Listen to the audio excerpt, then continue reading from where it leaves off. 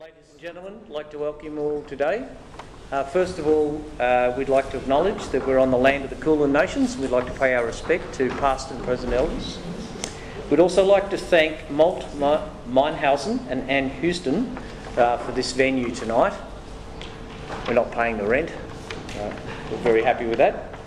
For those of you who haven't been to a BZE discussion group before, this is a volunteer-led group. Volunteering for this group is not compulsory, but we will be locking the doors, so if you want to leave, thought I'd mention that.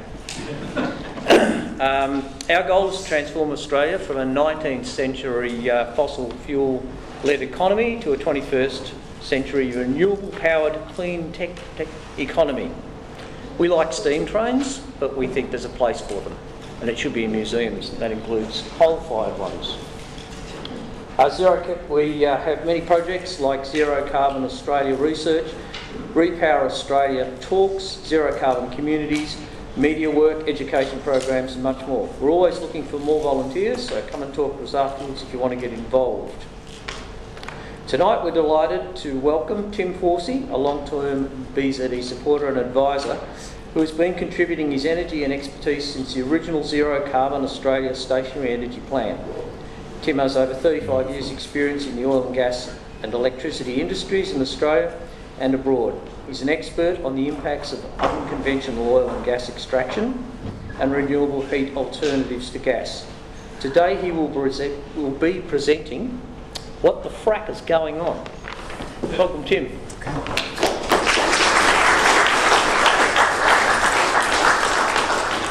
Thank you.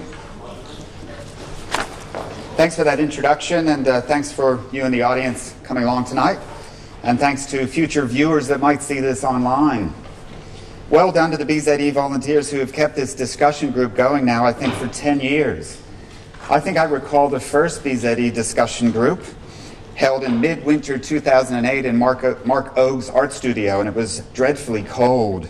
So it's good these days that we can have Melbourne Uni look after the heating and the cooling.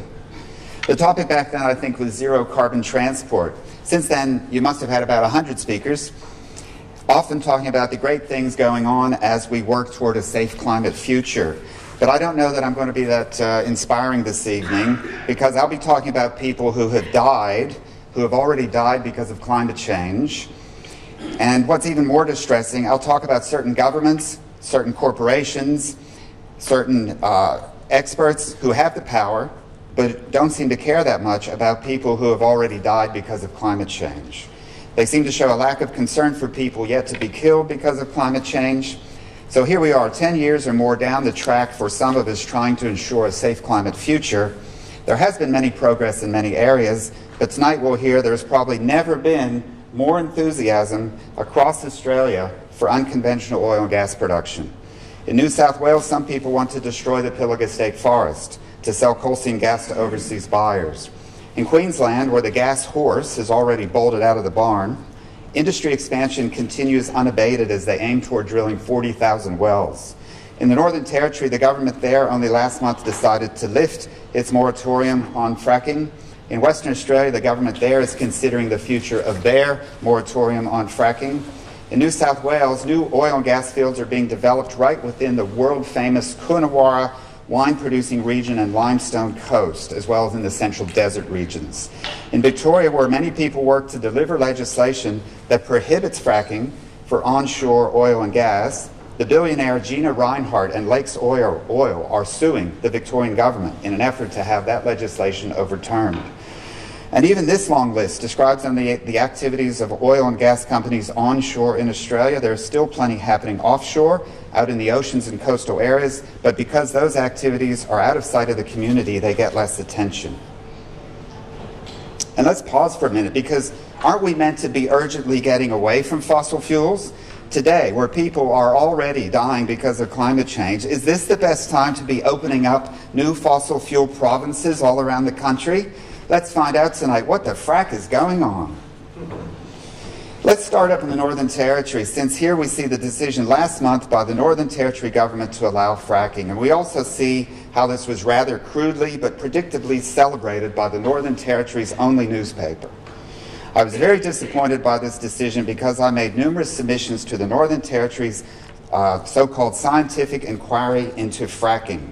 And I even traveled to Darwin to present to the inquiry, so let me talk about the inquiry.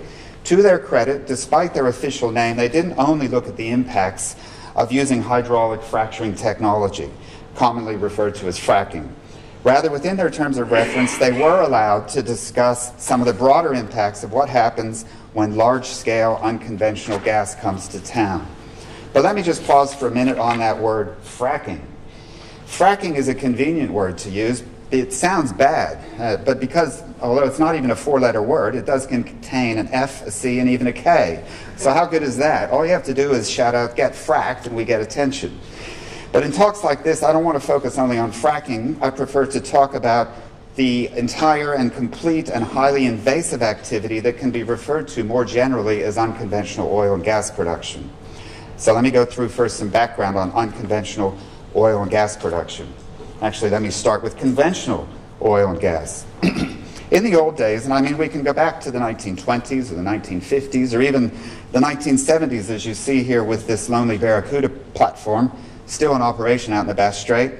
Back in those days, you could drill one well, pretty much straight down, and you would aim to tap into a naturally pressured, highly porous and permeable sandstone or limestone rock structure, and from that one well, with no other assistance, up could come, and let me use a technical term here, up could come a heck of a lot of oil and gas. With a single well or two or six, you could light up an entire city or feed an entire liquefied natural gas export plant. How easy was that? Well, it wasn't easy at all, but tonight, it wasn't easy at all, but tonight I'm going to make it sound easy. Certainly one of the tricks in those days was working out where can you find those very special porous and permeable rock structures that actually had interesting amounts of hydrocarbons contained within, and from which oil and gas would come roaring out practically on its own.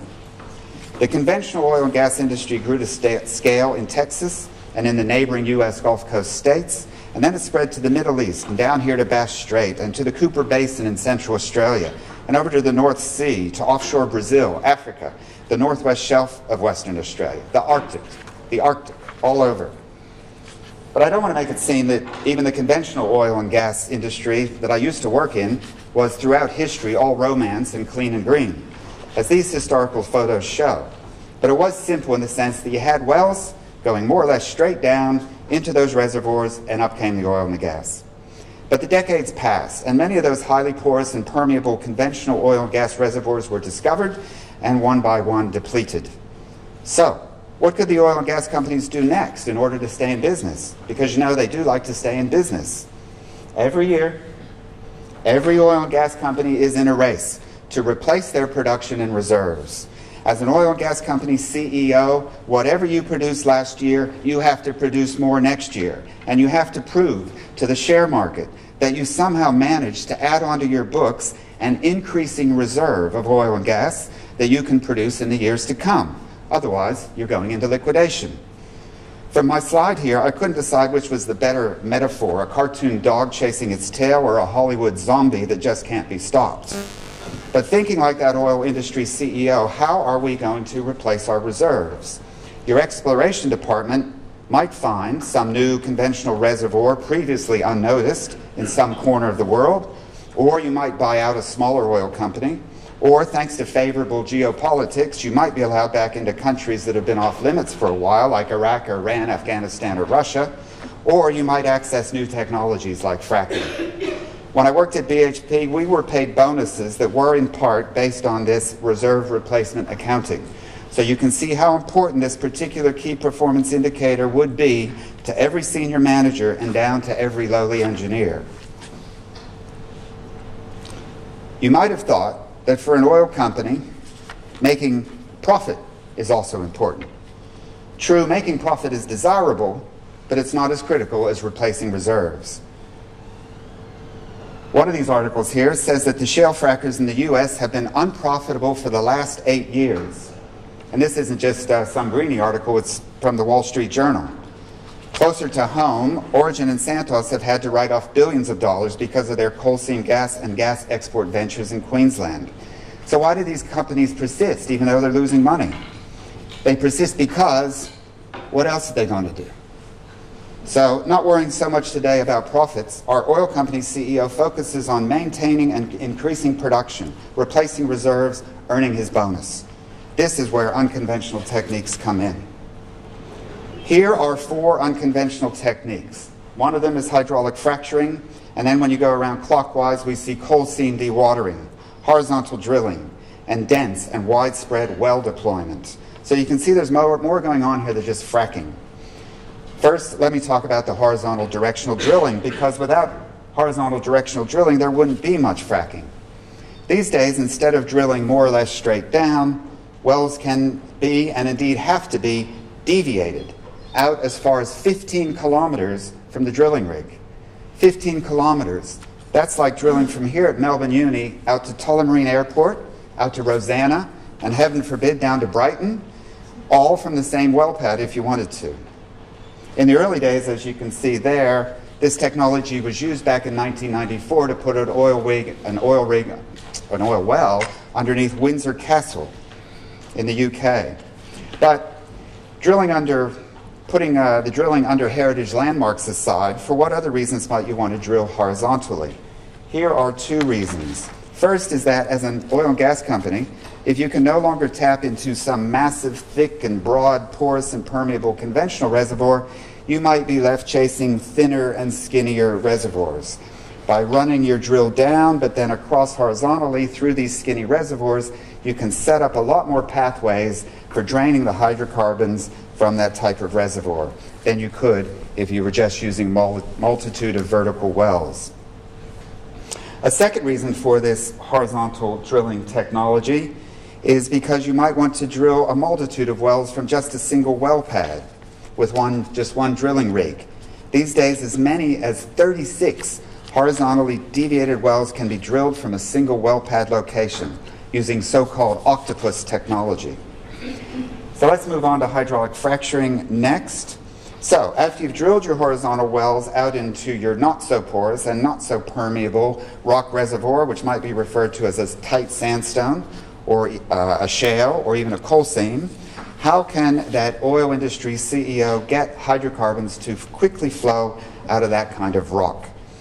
Enter the invention of hydraulic fracturing, where under great hydraulic pressures via horizontally drilled wells, large volumes of fluids are injected into the rock. This fluid can contain water. In some cases, drillers have used diesel fuel, and it will also contain a range of chemicals, corrosion inhibitors, flow improvers, biocides, and truckloads of fine sand to be used as a proppant to prop up and hold in place the rock fractures as they are formed.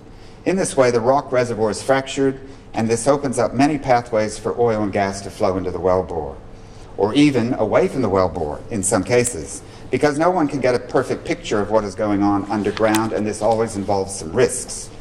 Does fracking cause mini earthquakes underground? Yes, it does, because that's what it's meant to do. Can fracking cause larger earthquakes that can damage buildings and other surface structures? Yes, it can. With all the water and chemicals being pumped underground, is it possible that these might somehow contaminate underground and above ground water supplies? These are some of the concerns.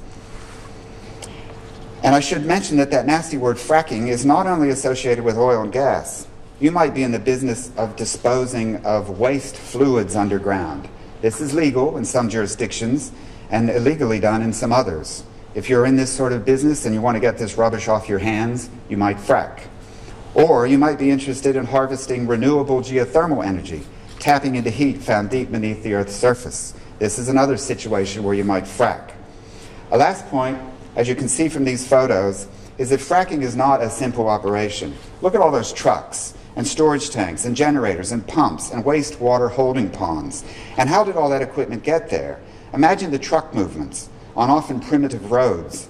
If you live near where fracking is done, even if your air or water quality is not impacted, even if you don't suffer an earthquake, you might be impacted by all the truck traffic and other social impacts in your community. All right, let me move on to a third unconventional technique. That's the coal seam dewatering. If you want to produce gas, not from shales or tight sandstones, but rather from that other unconventional target, coal seams, you must first pump out all the water that is contained in those coal seams. It was after a couple decades of trying that this technique was finally mastered, and large-scale coal seam gas extraction entered the scene in the 1990s. Companies operating in the coal seam gas fields were quick to point out that they don't always have to frack coal seams, but that statement also means that sometimes they do. Community concerns in the coal seam gas fields include, what do you do with the water you've pumped out? It might contain salts and other contaminants. What impact is there on farmers and others when you draw down the water table? And while you're busy trying to coax gas to come into your well bore, what if it decides to bubble up somewhere else? You've probably heard about the coal seam gas bubbling out of the Queensland CONDAMINE River, and my colleague Dimitri Lafleur, in the audience tonight, has written a paper on this. Many coal seam dewatering and gas production wells have been drilled in the area of the CONDAMINE River. It happens that beneath the CONDAMINE River, the usual layers of clay that can help to prevent coal seam gas from migrating to the surface are thin or absent. This region would have been a good place for the gas companies to avoid, but they did not. All right, that's it for coal seam dewatering, and now a fourth and final unconventional technique, dense and widespread well deployment. With unconventional oil and gas, your rock or coal reservoir is not that productive, so you have to work it quite hard to get something useful to come out of it. Some say that we are scraping the bottom of the fossil fuel barrel, so we are going to need a lot of wells to tap into this, to tap into any interesting volume of oil and gas, as illustrated by these aerial photos, before and after, of a small patch of the Queensland coal seam gas fields. This slide shows 150 wells. Since the industry in Queensland talks about eventually drilling 40,000 wells, take a moment and try to mentally multiply this image 300 times.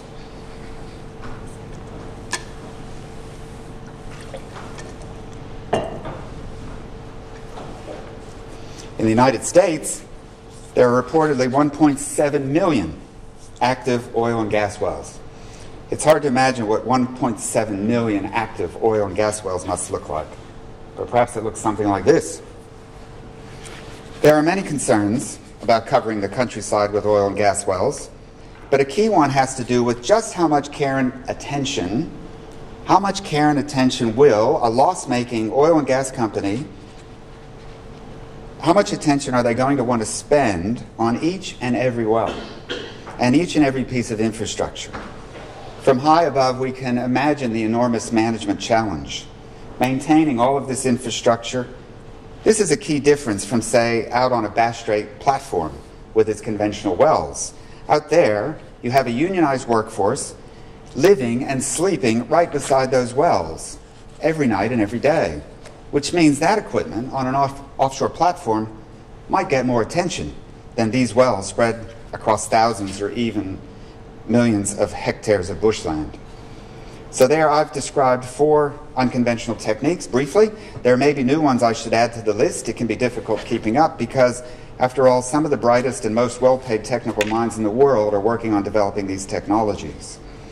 I've used the word invasive a few times because that is a key thing that makes unconventional oil and gas production different from the conventional developments we've seen in Australia, this invasive nature. If this industry comes to your outback community or farming area, it can be an invasion.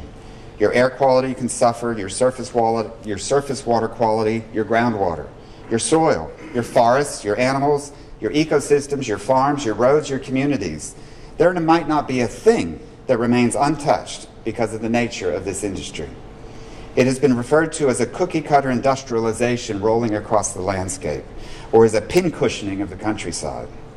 And this is just the stuff you can see with an aerial photo. There's the stuff you can't see without special equipment, such as these methane emissions, that we can only see if we have access to a $137,000 military-grade infrared camera. And what about, and this shows photos of myself with such a camera up in Queensland, where we were observing the continuous emissions of methane from the coal seam gas fields. That's the black picture. The black and white picture is the infrared, whereas in the visual image you can see the methane isn't visible unless it's under the infrared. So these are some of the atmospheric emissions, but what about what goes on beneath the ground? No one can visually see what is going on underground, and what if something does go wrong down there? How do you fix it? And stuff does go wrong, even though the oil and gas companies and lobbyists say it never does. Who says things go wrong? The US EPA. In the dying throes of the Obama administration, they managed to get this report out. It says, impacts on drinking water can occur during all stages of the hydraulic fracturing water cycle. All stages. Contamination has made, quote, some private drinking water wells unusable. The USA EPA reported high concentrations of chemicals were spilled and reached groundwater resources. Hydraulic fracturing fluids were injected directly into groundwater resources. Inadequately treated wastewater was discharged directly into surface water resources. Waste material was stored in unlined pits, resulting in groundwater contamination. Yet on radio and elsewhere, the Australian oil and gas industry says this stuff never happens. On panel discussions, the industry says that protesters make this up. In order to gain further support for their industry here in Australia, lobbyists pretty much claim that every one of the 1.7 million wells in the US and all that associated infrastructure has been built, operated, maintained, and if the time came, decommissioned perfectly. Unfortunately, we won't hear much more from the US EPA for the next few years, given the current US administration. But maybe we will continue to hear from these people, the Physicians for Social Responsibility and the Concerned Health Professionals of New York, just in March, published the 5th edition of this compendium of research, peer-reviewed research examining the health impacts of living and working near fracking sites in America. They quote, uncovered they, and I quote here, they uncovered no evidence that fracking can be practiced in a manner that does not threaten human health. From the report authors, they said, quote, fracking is the worst thing I've ever seen. Those of us in the public health sector started to realize years ago that there were potential risks. Then the industry rolled out faster than we could do our science.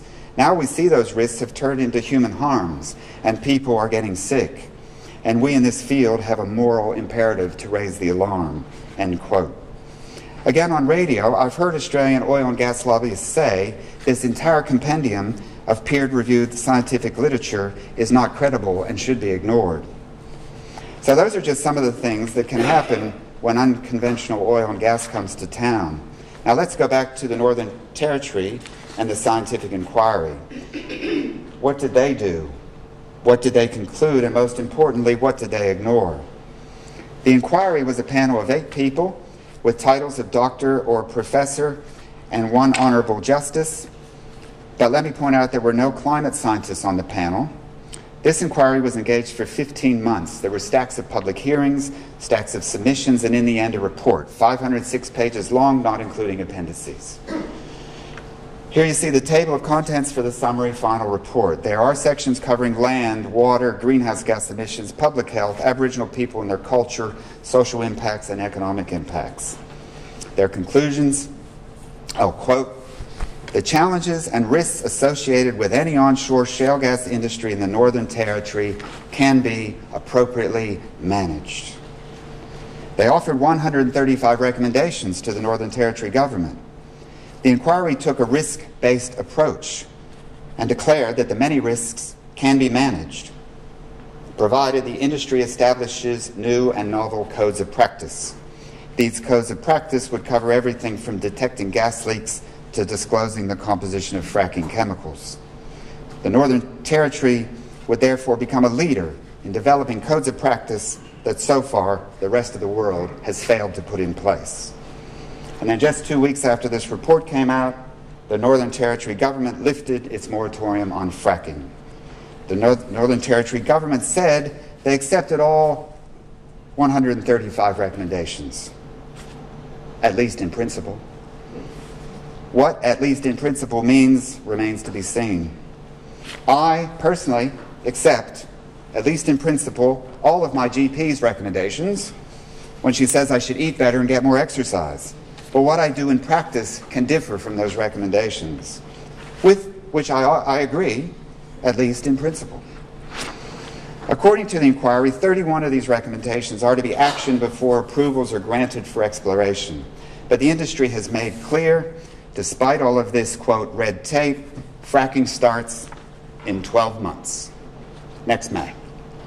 The Northern Territory government said they will spend $5 million over 3 years to act on the 135 recommendations. Is this a lot of money? Well, if we divide $5 million by 135 recommendations and by 3 years, that works out to a little over $13,000 per recommendation per year. That's not a lot of money, especially where the little old Northern Territory government must come up with and enforce regulations and risk management procedures that so far have never been practiced successfully anywhere on Earth. A story by the ABC highlighted the Northern Territory's very poor record to date in regulating the mining industry. And perhaps we've seen closer to home with the Banking Royal Commission how businesses are regulated when governments are happy to turn a blind eye.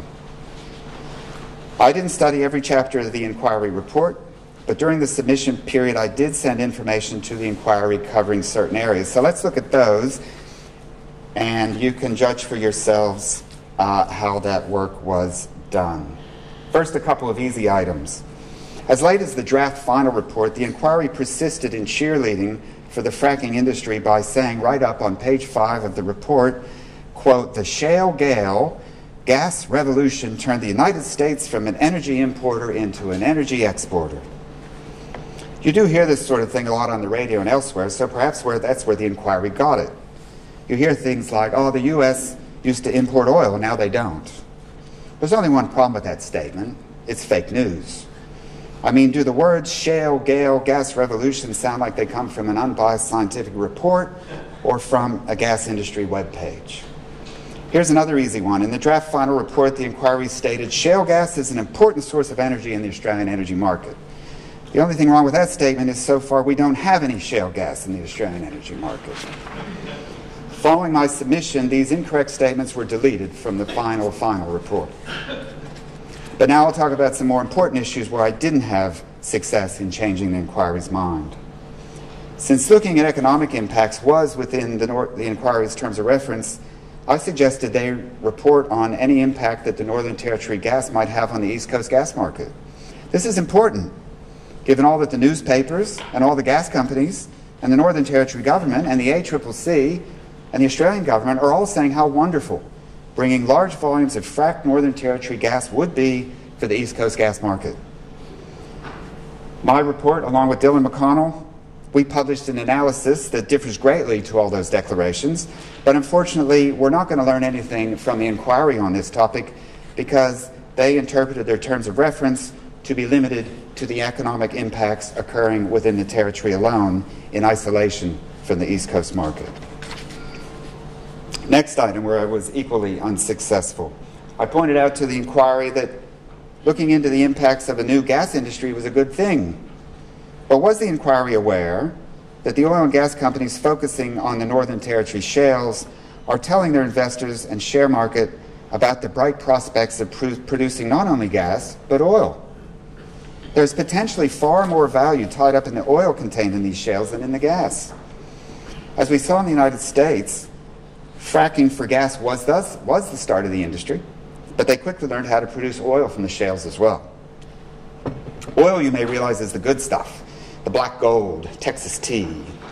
Gas, on the other hand, can actually be more of a nuisance than an objective, especially in a remote location like the Northern Territory, because gas can actually get in the way of producing oil. That is why we see in places such as North Dakota in the U.S., large volumes of gas simply being vented or flared or burned, thrown away as the frackers hunt for oil. The Australian government department known as Geoscience Australia, as well as the U.S. Energy Information Agency, agree with these oil and gas companies when they say that the Northern Territory shales contain a lot of oil. Here's a number, 5 billion barrels of oil. It could be that much. If that is difficult to picture, that's a volume equivalent to 64 million 10-ton road tankers were you to try to move that volume of oil out of the Northern Territory by road. And here's another calculation. What is 5 billion barrels of oil worth on today's markets? More than $400 billion. Producing oil brings risks and hazards and pollutants and toxics and poisons, risks that you might be able to ignore if you're in an inquiry focusing only on gas. So did our Northern Territory inquiry consider those risks of oil production? Did they consider what shortcuts oil companies might take to produce with minimal red tape and delay $400 billion worth of oil? Might these companies just throw the gas away? The inquiry did not look at these issues because I was told this was outside their terms of reference. Does this mean the Northern Territory government now needs to call for a new inquiry into the risks of oil production? We'll see.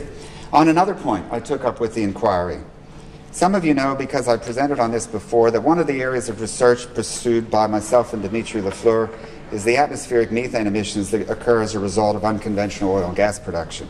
Gas is essentially made up of methane, which is itself a powerful greenhouse gas, far more potent than carbon dioxide on a ton-for-ton basis. So if you're in the business of producing oil and gas, for a happy planet, you better not let any of that methane into the atmosphere. One of the challenges about monitoring and quantifying methane emissions from an industry that is spread so far and wide across millions of hectares with many types of equipment and different companies operating with different practices, how do you get a quick and accurate assessment of how much methane is being emitted and where is it coming from? Fortunately, that problem has now been cracked by NASA and others, as published in this paper by Frankenberg et al. Working in the southwestern region of the United States, these researchers used top-down, aircraft-based infrared imaging to identify 250 individual methane plumes and to quantify methane emission rates ranging from as little as 2 kilograms per hour, but also up to 5 tons per hour. I brought this achievement to the inquiry's attention in person in Darwin in August last year. Unfortunately, my submission was ignored. The inquiry's final report states, as you see here, it is difficult, if not almost impossible, to distinguish between the many sources of emissions when considering the results from top-down investigations. Impossible to distinguish. Well, here, those blue plumes that you can see imaged from the Frankenberg paper. Here, over quite a large land area in the U.S., Frankenberg et al. Not only distinguished, but also quantified how much methane was being emitted from some storage tanks, a coal mine venting shaft, some gas processing facilities, some more storage tanks, a well pad, a well completion site, a pipeline leak, and another well pad. As I said, they actually quantified 250 methane sources. With modern technology, it is no longer impossible to distinguish between the different sources of emissions, if only you choose to look. These next two slides illustrate some of the technology that you can use to do this methane emission work. Of course, airplanes, which is how the Frankenberg et al. Study was done. Of course, these days you have to have drones as well. Right, now this brings me to my last gripe with the inquiry, having to do with climate disruption. Many people and organizations across Australia submitted information to the inquiry about climate concerns. But as late as the draft final report, the inquiry was still sort of sweeping climate change under the rug. The draft report did describe how greenhouse gases do cause the Earth to warm, and it did describe how humans might have something to do with this, so that's okay. We weren't faced here with outright climate denial. But then the inquiry devoted only 6 lines to describing the consequences of global warming. 6 lines describing the consequences of global warming. That's 0.03% of the 506-page report.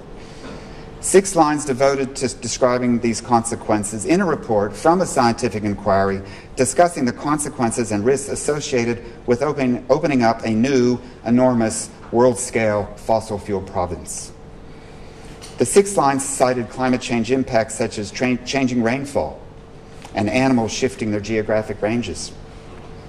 But there was nothing in those 6 lines about the people that have already died because of climate change. Nothing about millions of future human deaths. Nothing about the trillions of dollars of property damage and insurance losses. Nothing about large part of the planet becoming unlivable outdoors. Nothing about the certainty of these catastrophes if we continue to open up new, enormous fossil fuel provinces. In its work, the inquiry endeavored to use a risk-based approach to assess the risks of this industry. When you do a risk evaluation, you must assess the consequences.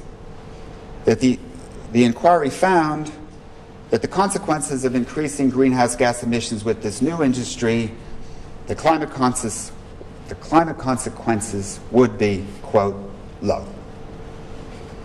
There were other choices on their risk matrix they could have chosen.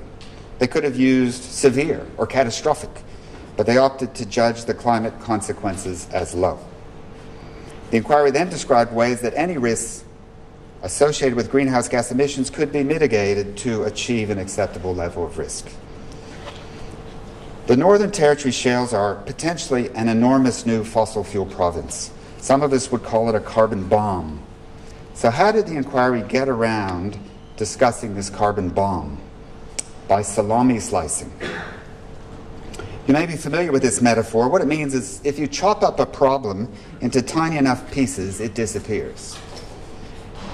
The inquiry's first slice of the salami, as I talked about, was to ignore the oil. Next, because the likely home for this Northern Territory oil and gas is the export market, these fuels will largely be sent overseas. The inquiry ignored the greenhouse gas emissions that will occur when these fossil fuels are burned overseas. Next, they assumed that only a fraction of the Northern Territory gas deposits would ever be developed. Then they assumed that methane emission controls, better than anything the world has yet seen, would be employed by the oil and gas industry operating in the Northern Territory. And then with the very small piece of salami they had left, they compared that to all the other salamis in the world. In other words, they compared that amount of emissions to the world's emissions and decided that this was pretty small, and the climate risks would therefore, of this Northern Territory carbon bomb, would be acceptable and of low consequence. On digesting this, I noticed that the inquiry had forgotten to mention that people are already dying and will prematurely die next year and the year after that and the year after that because climate change is already happening. How do I know? I'm just an engineer. How do I know that people are already dying because of the climate change? Can this be scientifically shown?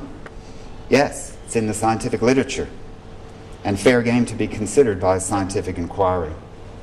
Published in January, but it made headlines, so it's no secret, the American Meteorological Society published a summary of what scientists are now attributing to climate change that has already occurred. Events that have already occurred, that were caused or made worse by climate change that has already occurred.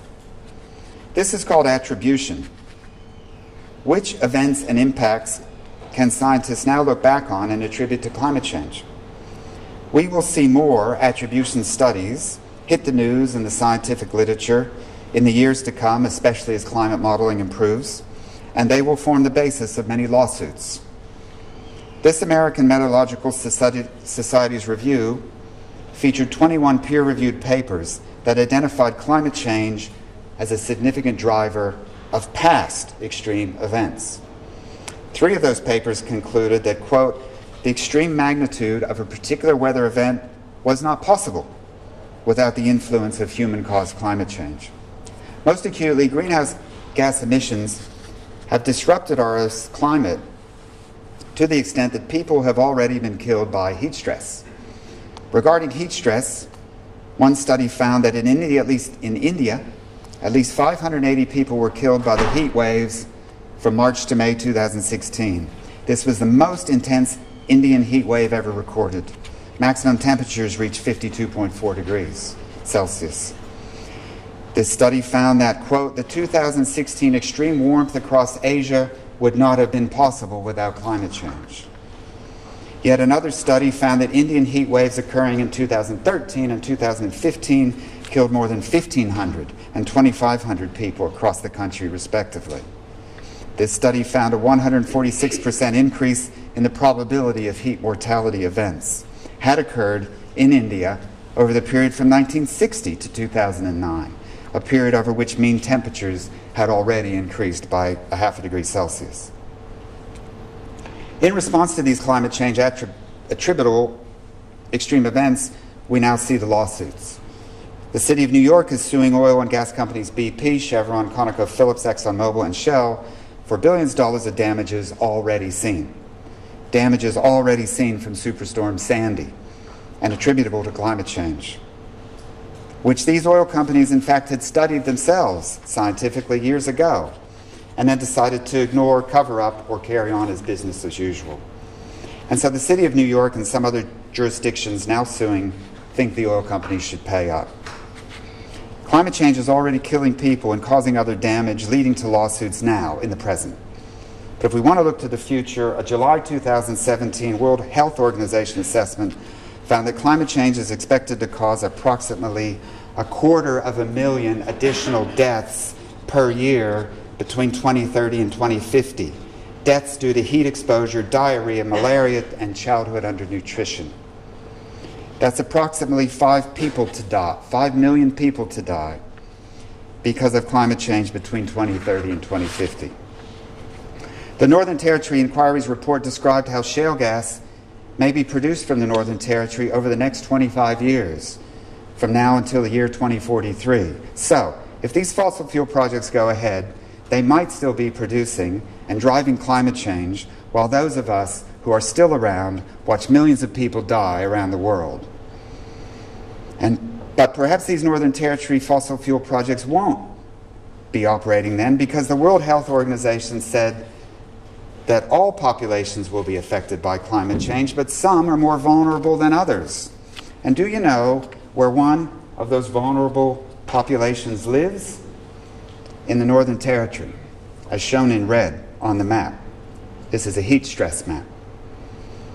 Another recently published scientific study underscored heat stress risks, saying there is a current and increasing threat to human life posed by climate conditions that exceed human thermoregulatory capacity.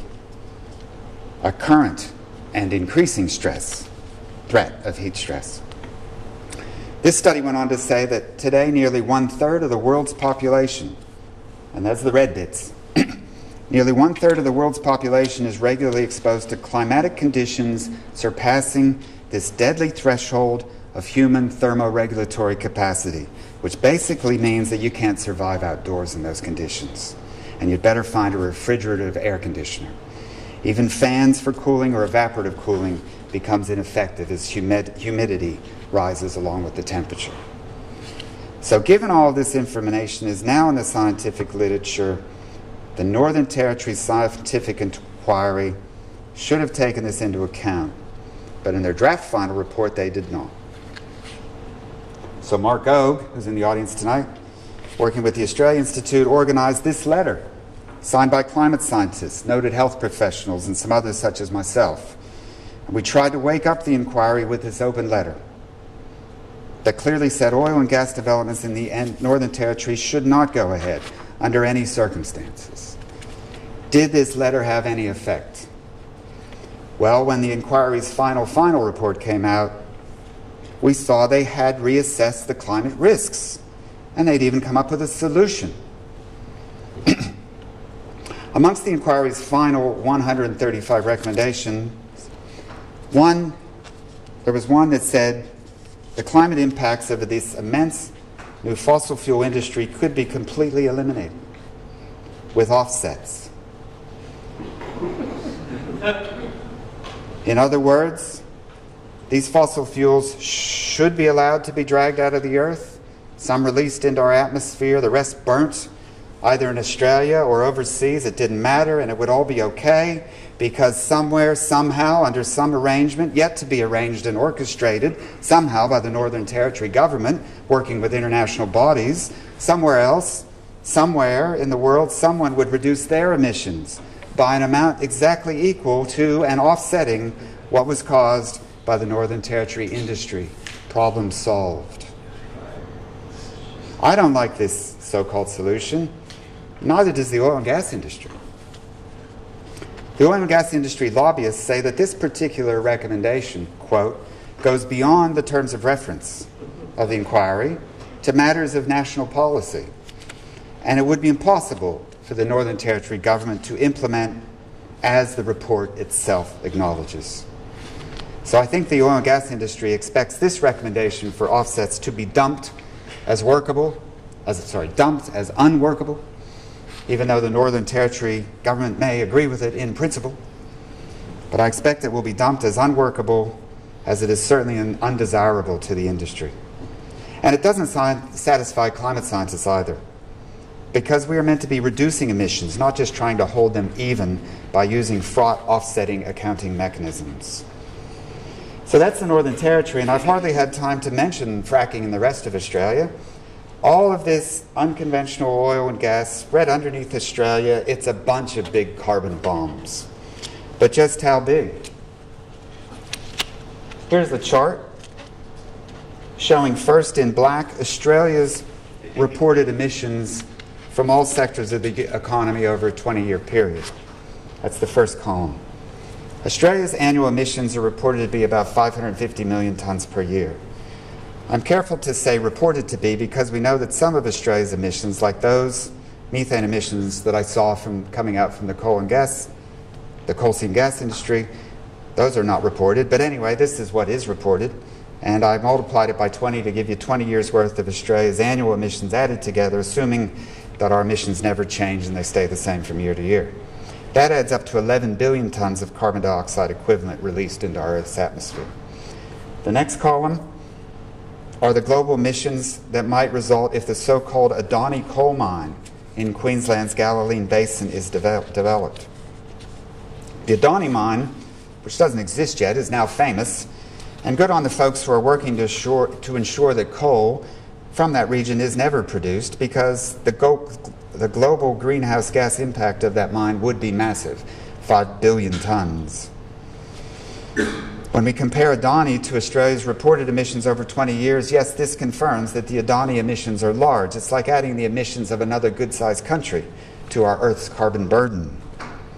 But then let's look at the next column, which shows the potential impact of the Northern Territory unconventional gas. Very large.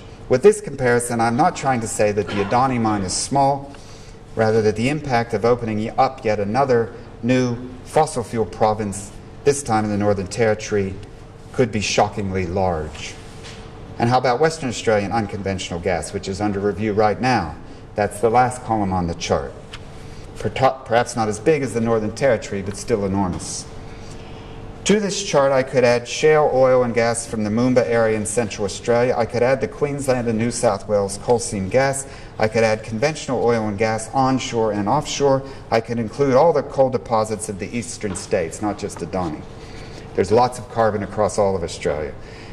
My point is, it's good to work toward reducing and stopping coal production, but we must also stop these oil and gas fields from ever getting started, if we want a planet that's at least partly livable.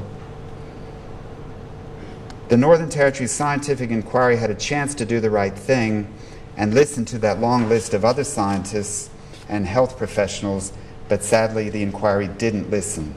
In my opinion, they blew it. So what the frack is going on? Far too much for those of us working toward a safe climate future. That's my talk, except for the what you can do bit. Here are the logos of 5 organizations that would be worth supporting. All are fighting the good fracking fight. And of course, there are other worthy organizations you could support. Or if you are more into individual action and doing things at home, then of course I was going to plug my Facebook group. My Efficient Electric Home is based around the principles of the Beyond Zero Emissions Zero Carbon Buildings Plan that we developed years ago. The group now has more than 3,000 members. There are hundreds, even thousands of stories logged there, people using heat pumps to tap into renewable heat and to move their homes away from gas. To you all in the audience tonight, and to those that see this presentation online, thanks for your time.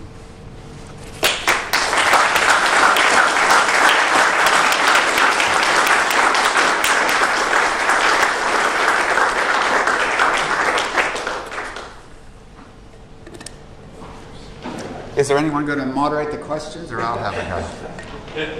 And can I mention that in the audience tonight we have Mark Ogue, who works with the Australia Institute and was responsible for putting together that excellent letter with all the climate scientists. And Mark may be able to answer some questions, for example, having to do with the economic analysis done by the Northern Territory Inquiry. I didn't look into those chapters, perhaps. Dimitri Lafleur's here tonight, who's done research looking at the coal seam gas fields and the methane emissions. And we also have in the audience tonight actually one of the Northern Territory panel members. So welcome as well to Dr. Von Beck.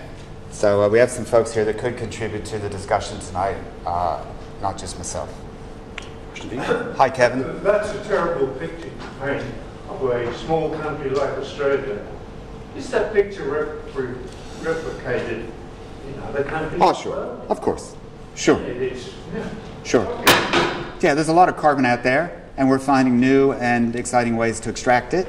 So the U.S. with their 1.7 million active wells, you know, Indonesia and lots of other places with coal. Sure. It's not just Australia. And Dimitri's done some work looking at Australia's full footprint, not including just our domestic emissions, but also the emissions you get when you burn all the carbon that we export. And so I don't know if Dimitri wants to get into answering that question. You feel free to. But yeah, it's not just Australia, of course. But I did enjoy that one quote. Enjoy? No, I didn't enjoy it. Well, maybe I enjoyed it at the time. When I was working at BHP, and there was this senior manager, and he'd just come over from overseas, joined that division, and we were describing Australia to him, and he goes, "Australia is an island made of coal and surrounded by gas."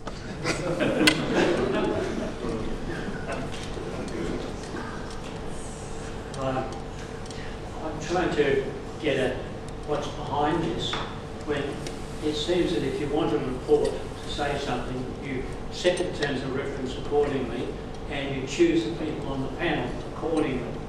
So if we drill a little deeper and go behind this, we'll say with the Northern Territory inquiry, can you shed any light on who set the terms of reference, what their agenda was, and under whose influence, lobbying or money, they were operating? Yeah, probably not. I'm just an engineer that worked in the oil and gas industry, and I had the time to look through the chapter on climate change, you know, because we'd done that work on methane emissions, so I wanted to see what they'd picked up there and what they'd missed. So I only looked through just a very small number of those pages that were produced, and the politics and all of that's probably beyond me. Mark, I don't know if you want to say something to respond to that. Or maybe just... Well, I just think the... Mark also testified to the inquiry as well up in Darwin. Yeah.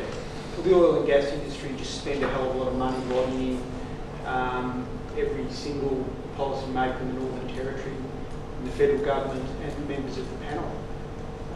So it's, they're very persuasive.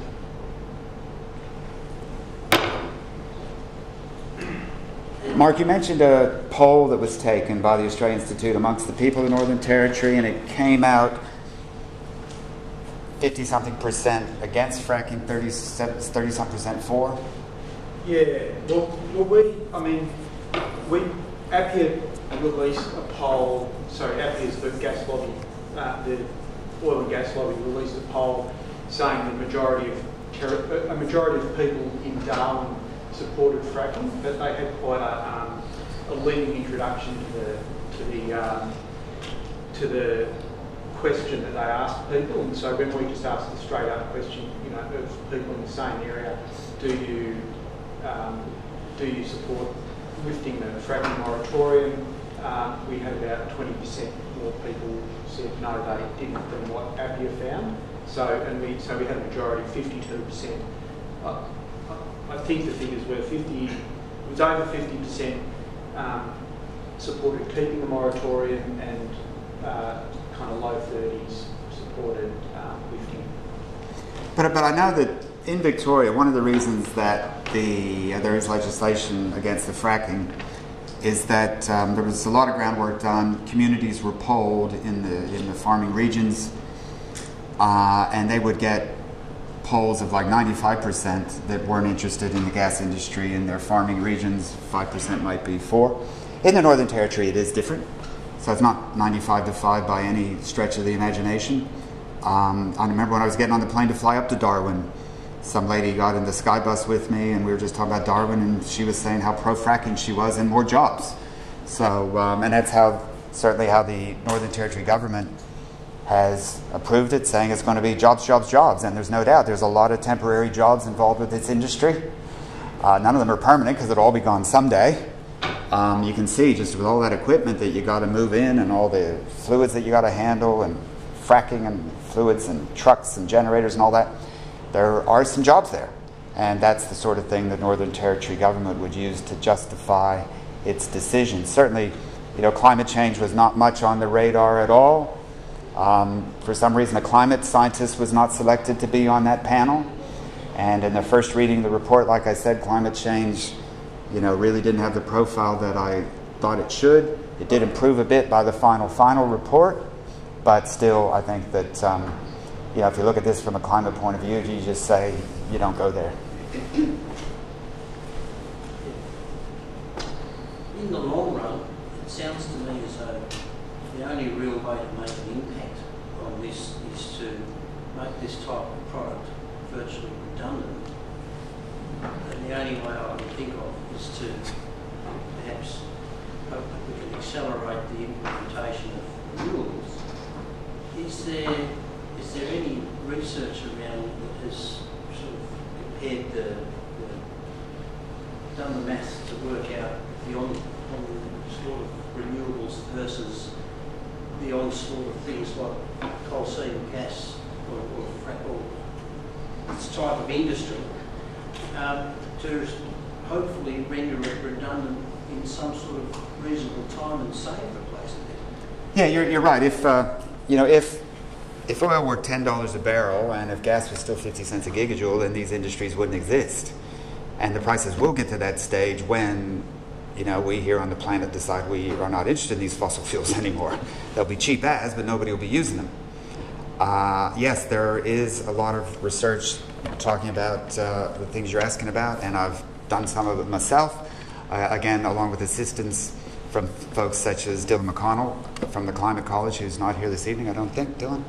A few things that come up. First of all, like on the home front, with the, you know, a lot of Victorian homes connected to gas, and you know, gas at one point was seen as an essential service. But to get to a long story short, I mean, you can get on the Facebook group and we'll talk about it endlessly. And again, as Beyond Zero found with the initial buildings plan, the long story short, in our house, we bought a couple air conditioners to put down either end of the house a few summers ago to cool the house in the summer, and we turned them on in the winter time, and I worked out mathematically that the cost to use those air conditioners to heat my house rather than the old ducted gas heating was 1/3 the cost. So reverse cycle air conditioners are here, heat pumps are here. They can very well be the most cost-effective way to set up any house, any new suburb, any new community, all of that. There's been stories and research done on this. So on the home front, there really is no need to be burning gas anymore, as you know, we can move off it. A lot of people have bought reverse cycle air conditioners in Melbourne. They don't even know that they can be used for heating. You know, they haven't found the heat button. But if they found the heat button, they might find that they can heat at 1/3 the cost of what they were paying for the gas. Okay, now what about the electrical side? Some of the work and the reports we published with Dylan McConnell, Dylan was working out that it's cheaper now to go build new renewables than to put gas into an existing gas-fired electricity power station. The reason being, the price of gas in Australia has just gotten so expensive, and I've presented on and written other things about this. You know, the price of gas on the wholesale side, such as you might buy for electricity generation, it doubled and it tripled and it quadrupled and it went up some more. And it came down a little bit since Turnbull and others started applying some pressure. But gas now is too expensive really to want to put it into a power station at any great volumes. Better off to go be building more wind and solar, and the batteries come along with that. All right, now that leaves gas for industry, and there's opportunities there. A reverse cycle air conditioner is a heat pump. To a certain extent, heat pumps can be used for heating water and doing those sorts of things in industry. So a lot of dairies, food processors could be looking into using heat pumps, which, by the way, recover free renewable heat from the air or from the ground if you drill some pipes underground as well. But for a home, a reverse cycle air conditioner is getting free renewable heat from the air, pumping it up to the temperatures you need to either heat your house or heat your water. Industry and commercial buildings can tap into that same sort of thing. That leaves some industries that need gas, and there's no other thing they can do but gas. Well, we really ought to be looking at a lot of the biogas options. In Germany, if you drive down the road, like every 20 kilometers, there'll be a biogas facility that's using crop waste or animal manures or food waste, etc., to generate gas and sticking it into the grid. We used to laugh at that, and we said, well, it's because gas is so expensive in Europe. Guess what? Gas is now that expensive here, so where's this biogas industry? Why hasn't that taken off? So we have written other reports, in particular Keith Lovegrove, who's presented to this group from IT Power and formerly of ANU, did a big study for ARENA where he identified every use that gas had in industry in Australia. And he identified what other ways you could supply that heat, whether it would be from low-level heat with heat pumps right up to the higher levels where you might have to use biogas, just one-for-one switching out of the fossil gas. So yeah, opportunities exist. A lot of them are now cost-effective because the price of gas has gone up so much, and the cost of the technologies is coming down, and the efficiency and performance of the technologies is improving. Like your air conditioner today is not at all like the air conditioner 15 years ago. So there are opportunities there, very exciting. Black. Yeah, I've got a legal question or about legal action. 3 parts to it. First of all, is anyone taking any legal action against the damage done by climate change in this country? And if not, why do you think it hasn't happened yet? And if not, is any activism happening in that direction? Right. I don't know, Mark, if you want to try to field that one, or? I'm not aware of any, like there's those cases in the US, but I'm not aware of any cases in Australia where oil companies are being sued. And it might be differences in the law, I'm not sure, but I don't think that's happened yet. So you don't know why not? No. I was listening to a presentation today by Ian Dunlop, who's quite a noted speaker in this area, so you Google him. Ian Dunlop? Ian Dunlop, former head of the Australian Coal Association and an executive in Shell.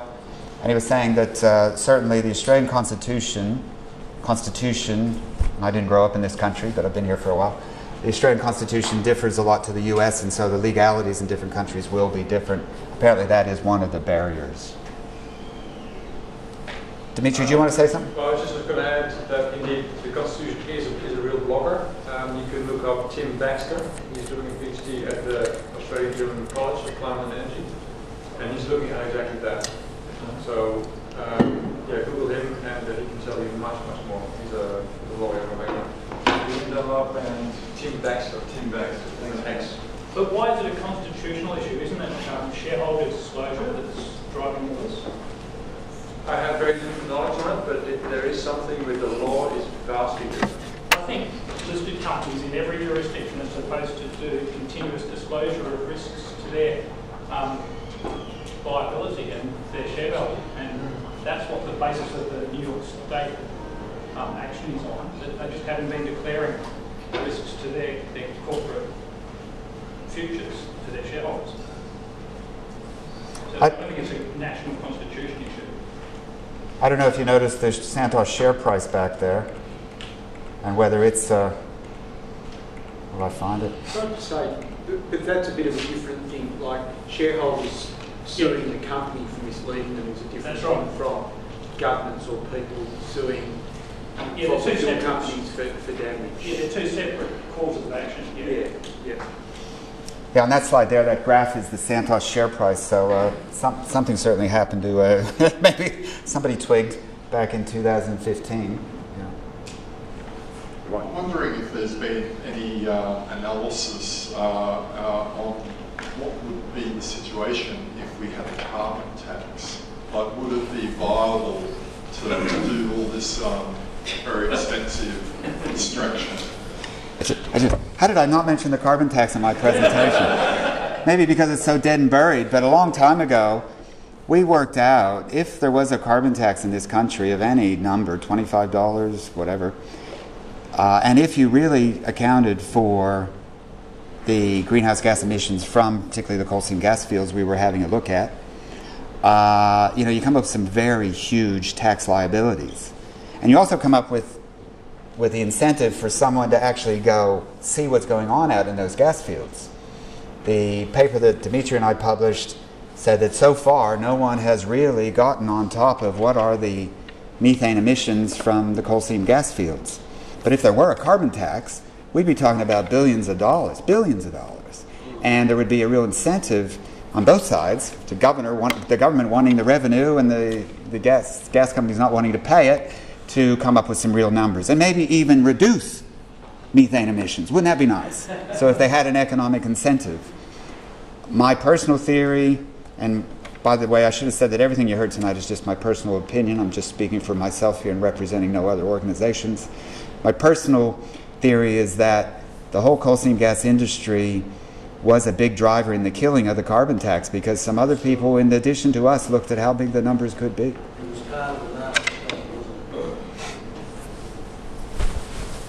Yeah, given the dwindling demand for their dirty product, how do they get away with justifying their business model? I don't know that right yet demand is dwindling, other than in my house. And I don't know, Dimitri, if you've got anything or Mark on that. Evidence that there is, around the globe, there is a dwindling demand for fossil fuels.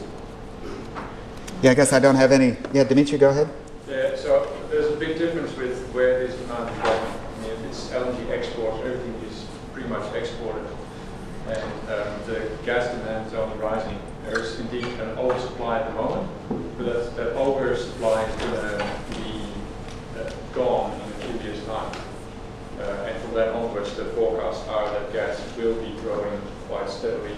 So it's a short-term business model. It's a short-term business model. It's not a long-term. No, it's a long-term business model. Yeah, you can. If you're an oil company, you can convince yourself, and there's the help of the IEA, the International Energy Agency, and you can see gas demand going like that forever. You can convince yourself of that.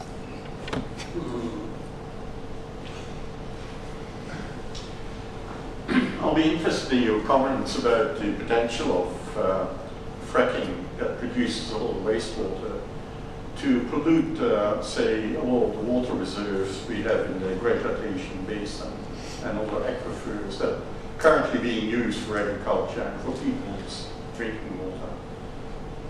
Yeah, the evidence in the United States is that contamination has occurred.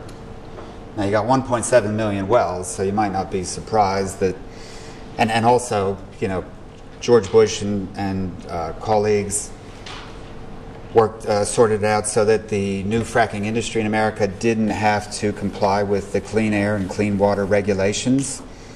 And so fracking, just got going over there with very little regulation, and there has been contamination. AGL got into a bit of a spat having to do with water contamination that I can remember.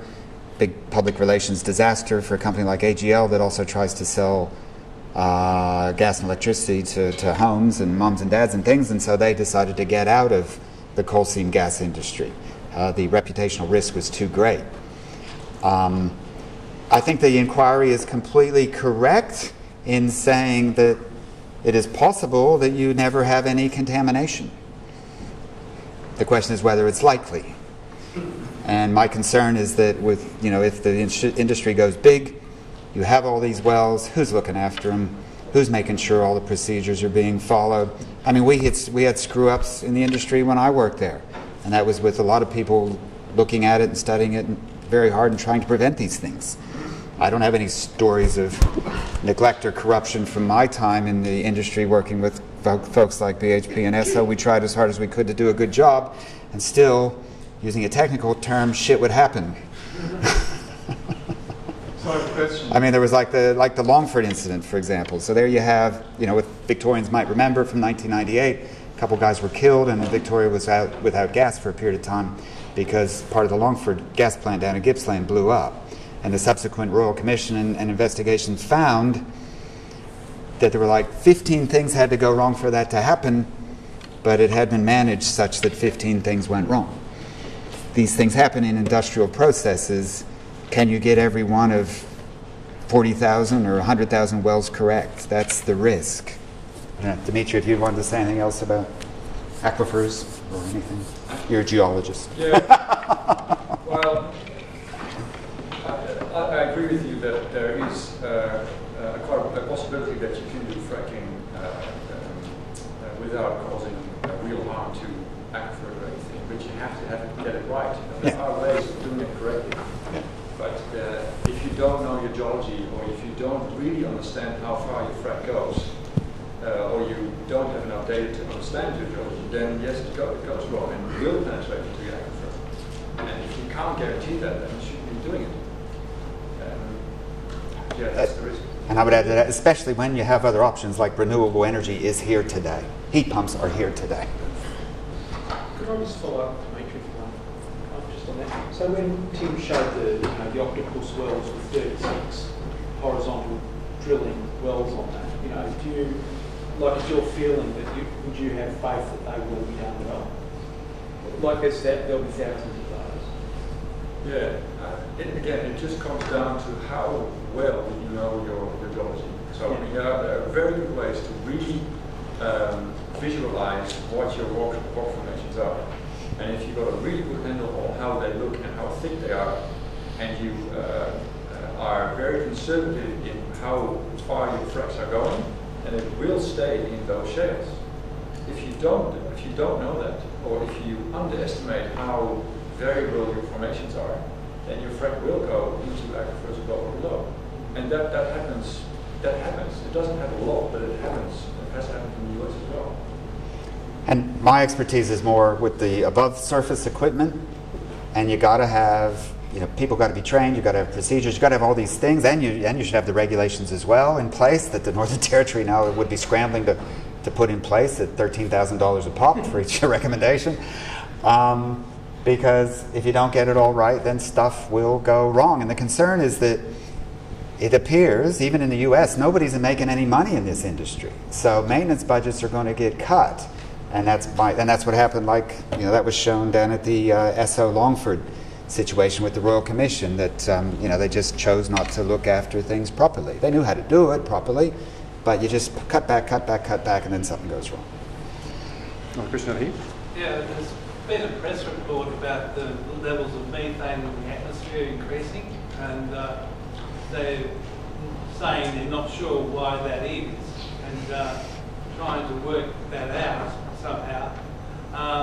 You have a comment on this? It seems like there's so many wells in America that that's a big possibility, I would think. Yeah, I would think that all that activity is helping to increase global methane concentrations, but probably a lot of us also know that as we thaw out the tundra in the Arctic, there's going to be a lot of methane just come up out of the ground, etc. And yeah, there's scientific work going on right now trying to figure out where's it coming from the different parts, what things are happening. Again, Dimitri from the college, there may be some research on that, about? Yeah, so it is quite difficult to really understand where it's come from, and there are countless papers that try to pinpoint where it comes from. The latest that I've seen is, so there is one theory that fossil fuels is the main culprit. The other one is that agriculture is the main culprit, particularly rice cultivation, Southeast Asia booming. The latest paper that tries to, and on the other hand you've got higher ethanol concentrations which point to fossil fuel increase, the methane emission from fossil fuels. The latest paper that tries to solve the conundrum is to update the pyrogenic emissions database, because there's also pyrogenic emissions that increase methane concentrations. And that shows that fossil fuel is contributing far more than anticipated. So it's not solved at all, but it does point to the possibility that fossil fuel is responsible for higher section. Richard. Tim, I went to a presentation maybe 2 years ago by Dr. Gavin Martin, who I think is from my age, and he said something that stuck in my mind, and maybe a good comment. He said, pretty much for every well, it's not a question of if, but when it will fail. So maybe you could comment on what it means to say a well has failed, and what are the consequences. Yeah, when you're done with a well, and there's 36 of them, when you're done with a well, and you, they do a procedure called plug and abandon. But it basically means you're going home, you're taking all your equipment away, and you'll try to fill the well bore with cement as a way to plug it up. And you got to realize that the well goes through a number of different layers in the earth, and it will be going through different aquifers and different bodies all the way down.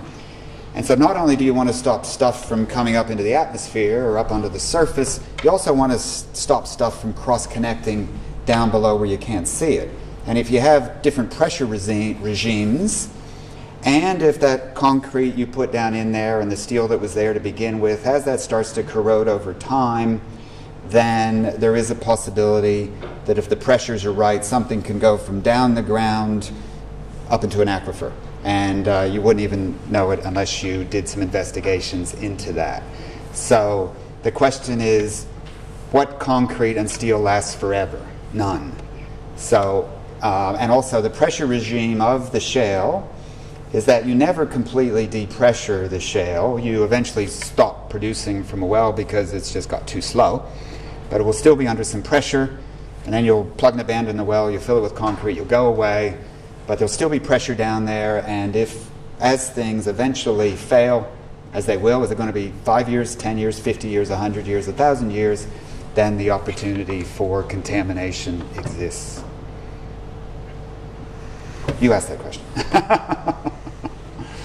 Yeah, there's something about, you can hardly expect them to last, and the F word comes up, forever. Tim, can you tell us a little bit more about the type of chemicals and the amount of chemicals that are used in these processes? No, I haven't gone into that in great depth myself, other than to say that you have your corrosion inhibitors, your flow inhibitors, your biocides. Sometimes the oil and gas companies will tell you what they're using. Sometimes they like to try and keep it a proprietary secret, because if you can come up with some mix of chemicals that makes your well do better than the other guys, well, then you'll have a competitive advantage. And it will be up in the Northern Territory. They'll be getting some groups together right now to come up with some regulations that spell out the use of those chemicals up in the Northern Territory. We've all seen, or a lot of us would have seen lists of the fracking chemicals that are that long, and whether they're all used all the time, well, that'll be up to the oil companies to decide. But it's a long list of stuff. Yes, some of them are biocides, so that's, to try and kill stuff. Corrosion inhibitors, etc. So yeah, they can be fairly nasty. The objectives of the oil and gas companies would be not to have any of those fluids ever get into the groundwater or the surface water, and even if they're volatile, into the air. And so that will be up to the regulations in the Northern Territory to ensure that never happens. Yeah, how many Western countries still support this fracking technology? There's probably a shorter list of those that don't, but it is a growing list. So like France won't have it. Scandinavia won't touch it. Yeah, you might be able to help me. So there's a lot of countries, Western countries, that are that just don't use the technology. Yeah, and other jurisdictions within the countries, like the state of New York, won't have it, whereas across the border in Pennsylvania they will. Here we have Victoria, which won't have it, but South Australia that will, out in the desert regions. So usually the better the governments are, the less likelihood of fracking will be fracking. Oh, that's a bigger political question than that, I suppose, in terms of population density, where these wells will be going, what will they be impacting, and then all the rest of the politics that goes with it. Mark, did you want to ask a question? You should have one hand for a question, another one for an answer. No, I just want to ask a question. Oh, you want to ask a question. So there actually is a fairly long list of jurisdictions that have prohibited fracking, which doesn't come to my mind right now, but it does give you an idea there might be something wrong with this. Right. Well, I was actually just wondering if I could ask Dr. Beck a question, because he was actually the author of the greenhouse gas chapter. Did I know Dr. Beck? Hi. I was in the, I appeared before the panel the inquiry, and I wasn't actually able to ask questions of the panel at the time. So the scientists, the climate scientists, with carbon budget, there's been carbon budget analysis done pretty extensively, and I noticed the panel didn't do carbon budget analysis. You compared the potential emissions from fracking to total greenhouse gas emissions. But the scientists we were talking to, like Will Stephen and Andy Kilcan and all those leading climate scientists who signed that letter saying that fracking shouldn't be allowed, said that the carbon budget analysis has shown that most fossil fuel reserves, existing fossil fuel reserves, need to be left in the ground to avoid dangerous climate change. So any new fossil fuel reserves are out of the question. And so I think that's really well established. Now APPEA are saying that they're saying there's 200 years of gas, or 200 trillion cubic feet of gas in these reserves that they expect to be exploited over time, which is combustion emissions alone is 10 billion tonnes of carbon dioxide just from the combustion.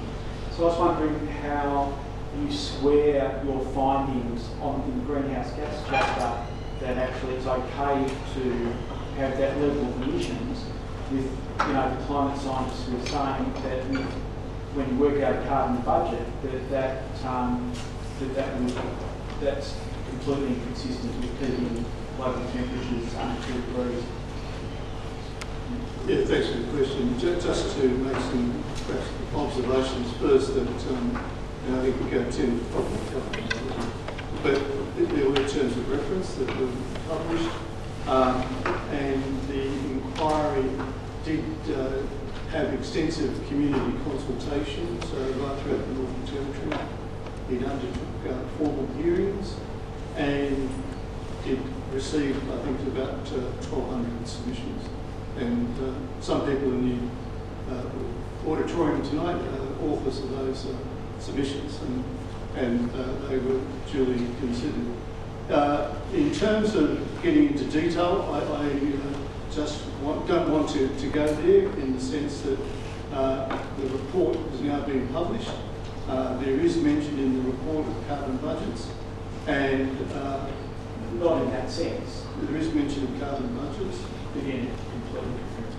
Oh, I think all I'd like to say to people, given the comments, that it's appropriate, if people are interested, to have a look at the submissions that were made, and also the final report, which is published on the inquiry website, and people can make their own conclusions.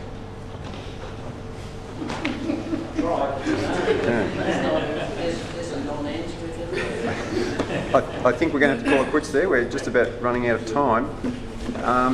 Tim, thanks for a very, very comprehensive discussion this evening. Would you please put your hands together for Tim?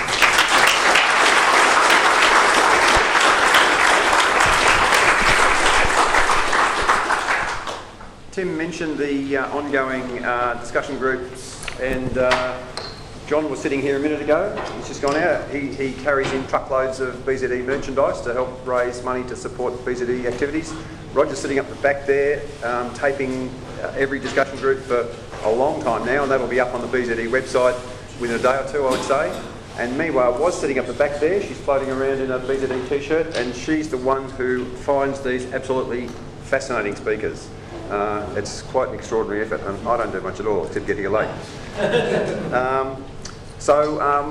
Generally after the discussion group we go to the pub, the Clyde pub, on the corner of Elgin Street and to the... And Cardigan Street. Great, thanks very much. Tim, are you able to do that? I think perhaps not tonight, sorry. Not tonight? Okay, all right. So we'd encourage anyone that wants to continue their own discussion to go there. As I said before, BZE is a largely volunteer-run organisation. It doesn't get any funds from industry or politics. It only gets funds from individuals. That's really important for it to remain unbiased and be able to say what has to be said. If you like what you see from BZE, please support BZE financially. As I said, you can catch up with the recordings on the BZE website. The next discussion group is on Monday the 4th of June The speaker will be Imogen Judd from BZE and the Zero Carbon Communities Shire of Nillumbik team. Zero Carbon Communities is BZE's work towards helping Shire Council type groups reduce their emissions, and it's looking like there's quite some positive movements going on from small communities like councils when governments are failing utterly. We will stay at this venue for the rest of the year, and that's it. Have a good evening.